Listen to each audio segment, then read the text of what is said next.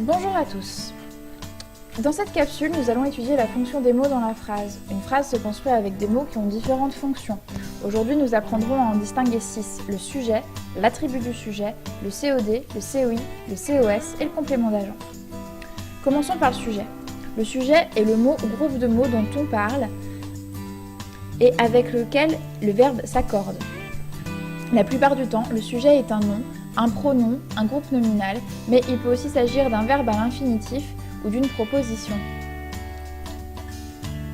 Comme dans « fumer nuit gravement à la santé », fumer est le sujet du verbe nuire, il s'agit pourtant d'un verbe à l'infinitif. Passons à présent à l'attribut. L'attribut est un mot ou groupe de mots qui indique la qualité ou l'état du sujet ou d'un complément d'objet par l'intermédiaire du verbe. Par exemple, son mari est sympa, l'adjectif sympa est l'attribut du sujet son mari par l'intermédiaire du verbe être. Autre exemple, la direction a nommé Xavier trésorier, le nom trésorier est l'attribut du COD Xavier par l'intermédiaire du verbe nommer. L'attribut peut être un nom, un pronom, un adjectif, un verbe à l'infinitif ou une proposition. Passons à présent aux compléments. Les compléments d'objets directs, indirects et seconds, ainsi que le complément circonstanciel et le complément d'agent, sont des compléments du verbe. Commençons par le COD ou complément d'objet direct. Le COD fait partie du groupe verbal et il est directement lié. Il désigne l'objet de l'action et il n'est jamais introduit par une préposition. Comment le reconnaître? En posant les questions qui ou quoi. Par exemple, dans « Julien attend son frère ». Julien, sujet. Attend, verbe. Il attend qui? Son frère. Son frère est donc le COD. Un autre exemple. Maxime mange une pomme. Maxime est un sujet. Mange est un verbe. Il mange quoi? Une pomme. Donc on sait qu'une pomme est COD. Le complément d'objet direct suit généralement le verbe, sauf si c'est un pronom. Effectivement, si on reprend notre exemple précédent, Maxime mange une pomme et qu'on remplace le nom par un pronom, Maxime la mange, on voit bien que le pronom passe avant le verbe.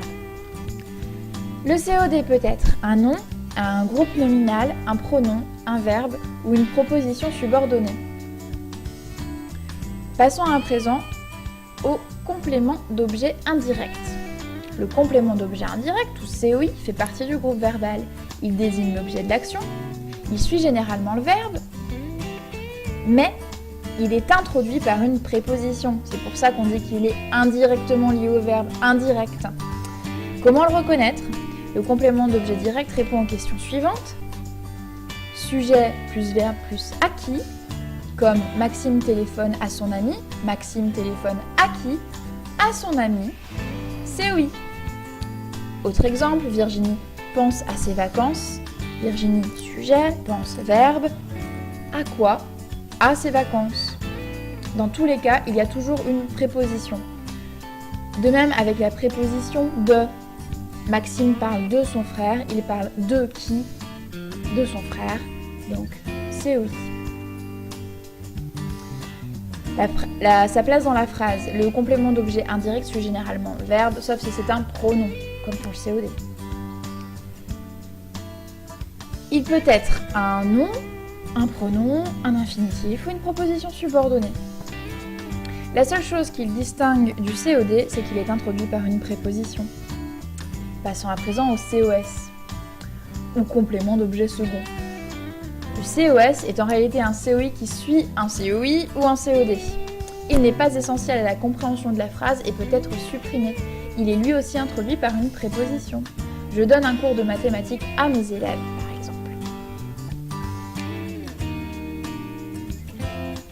Donc, je donne un cours de mathématiques. Je donne quoi? Un cours de mathématiques COD.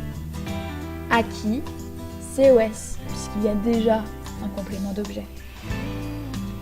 Pour finir, le complément d'agent.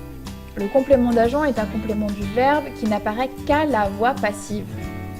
Il est introduit par une préposition, par ou parfois de. Created using Powtoon.